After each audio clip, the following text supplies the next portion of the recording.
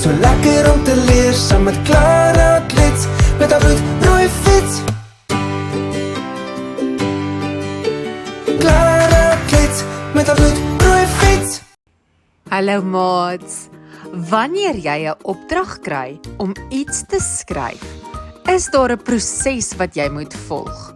Ons noem dit die skryfproses. Hierdie stappe moet gevolg word om 'n goeie skryfstuk vir jou onderwyser te gee. Kom ons kyk wat hierdie stappe is. Wat is die skryfproses? Kom ons kyk na die stappe. Stap 1. Beplan. Wanneer jy beplan, dink jy aan verskillende idees van waaroor jy wil skryf. Jy kan jou idees neerskryf op 'n breinkaart. Stap 2. Eerste poging. Skryf jou eerste weergawe neer.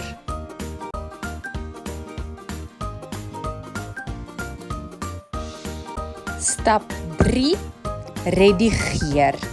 Dit beteken om weer te gaan kyk en foute reg te maak. Neem jou woordeboek en maak spelling en leestekens reg.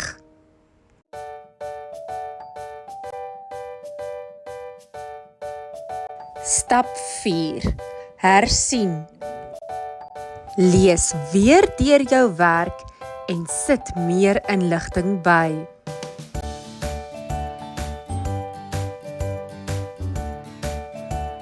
Stap 5. Publiseer. Dit beteken jou werk is nou gereed om gedeel te word. Kom ons kyk gou weer na die stappe van die skryfproses. Stap 1. Beplan. Stap 2. Eerste poging. Stap 3. Redigeer.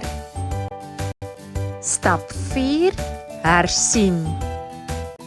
Stap 5. Publiseer. Ek het nooit geweet, dis so lekker om te leer, saam met Klara, Klets, met haar bloedrooi fiets.